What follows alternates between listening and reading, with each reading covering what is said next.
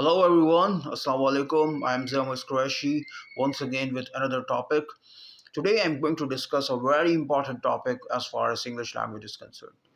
It's one of the most important topics of English language, that is sentence. So, what is a sentence? What are its types? And how can we form a sentence structure? How many ways are there to form a sentence structure? So and some other things related to it will be a part of this lecture. I hope you all will really like and enjoy my lecture. So I will try my best to clear up your concepts related to sentences. So without wasting even a single second, let's move towards the lecture. Thank you. Hello students. जैसा कि हमें sentence के बारे में आज discussion करना है। So what is a sentence और इसके हवाले से मुख्तलिफ चीज़ें हम डिस्कस करेंगे। So first of all let's take an concise definition of sentence. Sentence होता क्या है? So sentence is a group of word combined in a meaningful way. यानी बहुत सारे अगर हम वर्ड्स हों उनको कंबाइन कर लिया जाए और एक कॉम्बिनेशन के बाद हमारे पास एक मीनिंग जनरेट होता हो। फॉर एग्जाम्पल हमने कुछ वर्ड्स जनरेट किए हैं लाइक ही क्रिकेट टॉक विच। अब ये ही क्रिकेट टॉक विच क्या है? बेसिकली ही क्रिकेट टॉक विच हम क्या एक कॉम्बिनेशन ऑफ वर्ड्स तो है, तो क्या ये एक सेंटेंस क्रिएट कर रहा है? इससे कोई मीनिंग निकल रहा है? बिल्कुल भी नहीं। हम नहीं समझ पा रहे इसका मतलब क्या है। So it's not a sentence. On the other hand, if we look at the other example, so that is he plays cricket. So यहाँ पे हमारे पास सेंटेंस की जो एक प्योरिटी, एक जो उसका एसेंस है वो नज़र आ रहा है। इसका मतलब ये है कि वो क्रिकेट खेलता है। एक ग्रुप ऑफ वर्ड्स भी है और इससे हम एक मीनिंग भी जनरेट कर पा रहे हैं। So it's definitely a sentence. तो वो ग्रुप ऑफ वर्ड्स जिसके बाद एक मीनिंग निकलता हो, जिसके कॉम्बिनेशन से वर्ड्स के कंबाइन होने के बाद एक मीनिंग जो है वो हम निकाल सकते हो, उसको हम सेंटेंस कहते हैं। Now let's talk about parts of sentences. There are two parts of sentence. Number one is subject and the other one is predicate. So we can see that subject and predicates दो part हैं किसी भी sentence के। Number one, subject. Let's talk about some examples. कुछ examples देके हम ये हमारे लिए आसान हो जाएगा कि हम पहचान सकें सब्जेक्ट कौन सा और प्रेडिकेट कौन सा है। Ali is watching TV. यहाँ पे बीच में जो लाइन ड्रॉ की है, it differentiates subject with predicate. तो ये जो लाइन है डिफ्रेंशिएट करती है सब्जेक्ट को और प्रेडिकेट को। Ali is watching TV, it means ये सेंटेंस का मतलब क्या है? अली टीवी देख रहा है। किसके बारे में सेंटेंस है? अली के बारे में सेंटेंस है। तो सब्जेक्ट क्या होता है? About whom the sentence is. जिसके बारे में सेंटेंस हो उसको सब्जेक्ट कहते हैं। सो यहाँ पे अली एक सब्जेक्ट है सेंटेंस का, अली। मगर अली के बारे में इंफॉर्मेशन कौन देगा? वो होगा हमारा प्रेडिकेट। सो प्रेडिकेट डिस्क्राइब करता क्या है? इसका काम है डिस्क्राइबिंग द सब्जेक्ट, सब्जेक्ट के बारे में मजीद इंफॉर्मेशन देना, मालूमात देना। सो अली क्या कर रहा है? अली जो है वो इज वॉचिंग टीवी, टीवी देख रहा है। अली सब्जेक्ट, वॉचिंग टीवी हमारा प्रेडिकेट। दूसरी बात अगर एग्जाम्पल करें, डिस्कस करें, सारा, सारा इज मेकिंग टी। सारा चाय बना रही है। कौन चाय बना रहा है? किसकी बात हो रही है? सारा की बात हो रही है। सो सारा यहाँ पे हमारे पास क्या हो जाएगा? सब्जेक्ट हो जाएगा। सारा सब्जेक्ट हो गई। और सारा कर क्या रही है? इसके बारे में इंफॉर्मेशन कौन देगा? यस, प्रेडिकेट देगा। सारा इज मेकिंग टी, सारा चाय बना रही है। सो मेकिंग टी, हमारा जो मेकिंग, बेसिकली प्रेडिकेट जो नॉर्मली हमारे पास जो रिप्रेजेंटेटिव होता है वो वर्ब होता है बेसिकली, जो किस सब्जेक्ट के बारे में बता रहा होता है। बेसिकली सब्जेक्ट के बारे में है क्या, क्या इंफॉर्मेशन गिवन है सेंटेंस के अंदर। तीसरी बात अगर की जाए, ही इज स्लीपिंग। यहाँ पे सब्जेक्ट मैंने कहा कोई भी नाम आ सकता है, नाउन आ सकता है, प्रोनाउन आ सकता है। किसके बाद जिसके बारे में बात होगी वो सब्जेक्ट होगा। He is sleeping, he is sleeping का मतलब यह है कि वो सो रहा है। किसके बारे में बात हो रही है? उसके बारे में बात हो रही है। Third person singular, male. He, तो ही यहाँ पे क्या हो गया, हमारा सब्जेक्ट हो गया। और स्लीपिंग क्या कर रहा है, उसके बारे में डिटेल क्या दी जा रही है, स्लीपिंग, तो वो क्या कर रहा है, बेसिकली स्लीप कर रहा है, यानी वो सो रहा है।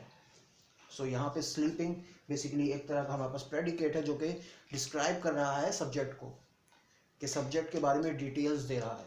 सो आई होप कि आपको पता चल चुका होगा कि पार्ट्स जो होते हैं, तो ये हमारे हो गए, क्या हो गए ये, इसको हमने कह दिया parts of sentence, parts of a sentence. किसी भी एक सेंटेंस के पार्ट्स कितने होते हैं, दो पार्ट्स होते हैं, पता चल गया आपको, सब्जेक्ट एंड प्रेडिकेट। उसी हवाले से मज़ीद इंफॉर्मेशन, मज़ीद हम तफसीलात सेंटेंस के बारे में जानते हैं। नेक्स्ट हमारा है टाइप्स। सो कितने तरह के सेंटेंसेस होते हैं वो हम डिस्कस करेंगे अब। So students, now we are going to discuss types of sentences. So sentence के टाइप्स कितने होते हैं,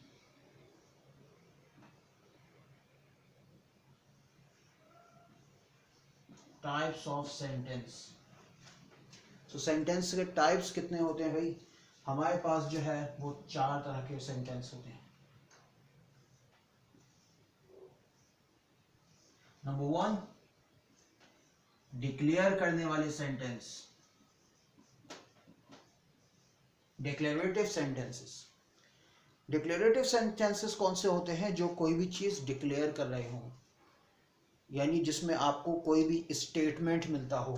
किस तरह के सेंटेंसेस होते हैं ये, स्टेटमेंट बेस्ड सेंटेंसेस होते हैं, जिसमें आप कोई स्टेटमेंट दे रहे होते हैं। For example, I am going to attend, किसी पार्टी की बात हो रही है, to attend my friends party.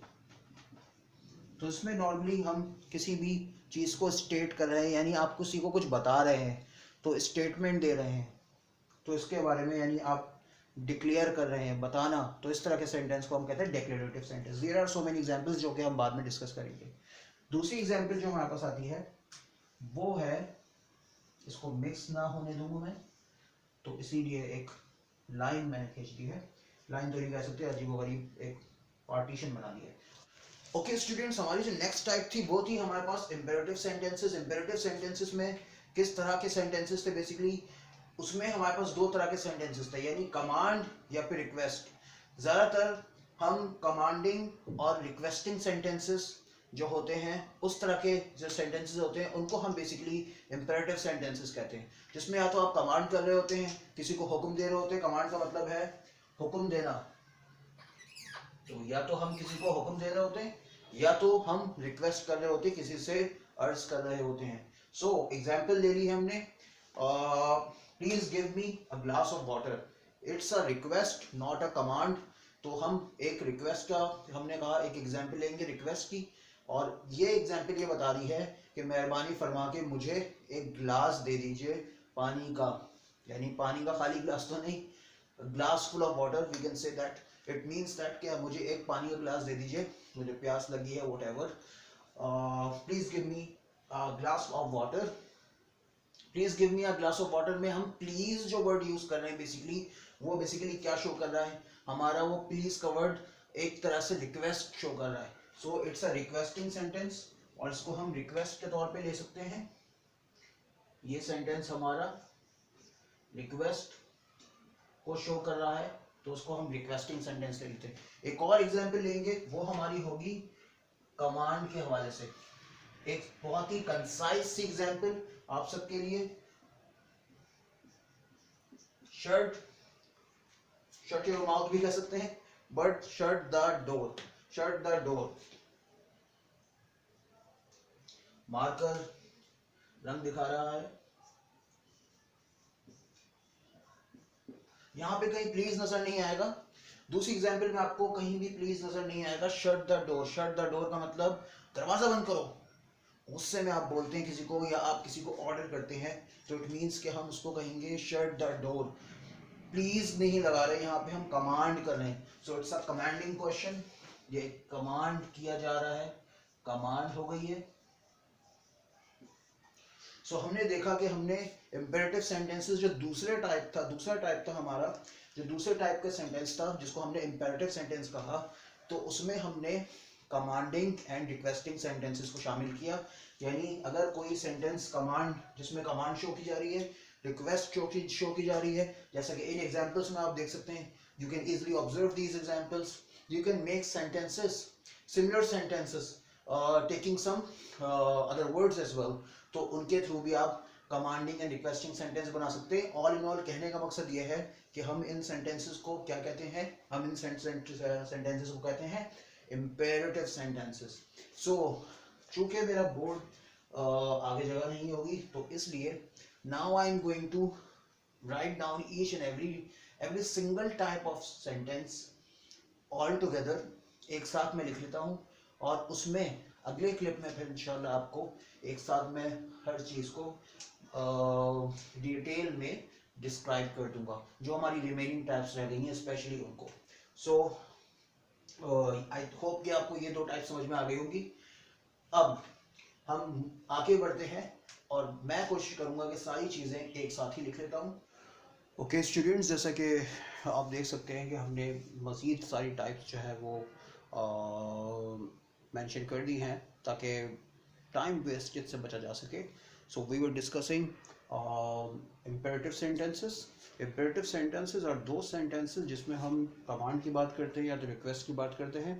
यानी मैं अगर कोई ऑर्डर करूँगा किसी चीज़ को, किसी बंदे को, तो वो सेंटेंस जो होगा वो इम्पेरेटिव सेंटेंस होगा। मैं किसी से कोई रिक्वेस्ट करूँगा और वो जो सेंटेंस होगा वो इम्पेरेटिव सेंटेंस होगा। For example, please give me a glass of water. यानी ये एक तरह की रिक्वेस्ट है, so definitely it's an imperative sentence. And if you talk about दूसरे सेकंड सेंटेंस जो हमारी दूसरी एग्जांपल है, शट द डोर, तो यहाँ पे मैं प्लीज़ इस तरह का कोई रिक्वेस्टिंग वर्ड यूज़ नहीं कर रहा, मैं किसी से कह रहा हूँ दरवाज़ा बंद करो, तो दरवाज़ा बंद करो ये एक अपने किसी नौकर से या किसी भी बंदे से कहा जा सकता है, तो वो होगा कमांडिंग सेंटेंस। कमांडिंग यानी मैं एक ऑर्डर कर रहा हूँ, हुक्म कर रहा हूँ। तो ये दोनों तरह के सेंटेंसेस होते हैं किसमें, इम्पेरेटिव सेंटेंसेस के अंदर आते हैं। थर्ड एग्जांपल अगर हम बात करें तो वो हमारी है, और पीछे हट गई थोड़ी सी, इसको अगर हम थोड़ा सा ऊपर करें तो हमारे पास एक थर्ड एग्जांपल मौजूद है यहाँ पे, इंटेरोगेटिव सेंटेंस। इंटेरोगेटरी सेंटेंसेस वो होते हैं जिसमें हम इंटेरोगेट करते हैं, सवाल करते हैं, पूछते हैं, इंक्वायरी करते हैं, आस्किंग क्वेश्चंस कहते हैं इनको। तो व्हाट आर यू डूइंग, क्या कर रहे हो, मैं पूछ रहा हूँ। इसमें एक चीज़ इंपॉर्टेंट है, यहाँ पे हमारे पास क्वेश्चन मार्क होना चाहिए हर सेंटेंस में।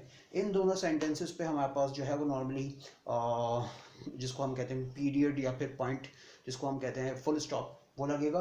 बट यहाँ पे हमारे पास नॉर्मली यहाँ पे आपको देखने को मिलेगा question mark. So question mark is must. इस तरह के सेंटेंसेस को आप क्वेश्चन मार्क से एंड करेंगे। आस्किंग क्वेश्चंस में कौन कौन सी एग्जांपल्स हैं, what were you doing, where were you, कहाँ पे थे, व्हाट्स रॉन्ग विथ यू, मसला क्या है तुम्हारे साथ, इज इट माई बैग, क्या ये मेरा बैग है। इसमें सारी सिमिलैरिटीज़ में आप देख रहे होंगे, सब में सिमिलैरिटी ये है, यकसानियत ये है कि सब में क्वेश्चन पूछा जा रहा है और सबके आखिर में जो है वो क्वेश्चन मार्क लगा हुआ है। अब आगे बढ़ते हैं। लास्ट जो हमारी टाइप है वो है एक्सक्लेमेटरी सेंटेंसेस की। एक्सक्लेमेटरी सेंटेंसेस कौन से होते हैं, जिसमें हम कोई इमोशनफुल बात कर रहे हैं, यानी हम कोई इमोशनल होकर कोई भी बात करना, वो हमारे एक्सक्लेमेटरी सेंटेंसेस के अंदर आता है।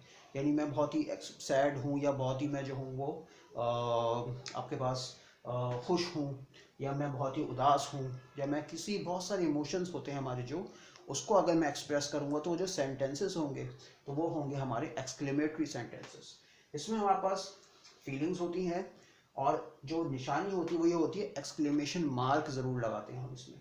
फॉर एग्जाम्पल अगर हम बात करें, एग्जाम्पल हमारी नंबर 1 ये है जिसमें हम सॉरो जाहिर कर रहे हैं, हम सैडनेस जाहिर कर रहे हैं। Number 1, alas I have lost my bag. Alas. या I have lost my book या bag whatever it is. यहाँ पे मैंने बुक की एग्जाम्पल दी है। ओहो अलास मेरी किताब खो गई है, मैंने अपनी किताब खो दी। तो ये बेसिकली क्या है, एक सॉरफुल सेंटेंस है। एक्सक्लेमेटरी मार्क जो आ रहा है वो अलास के बाद आ रहा है।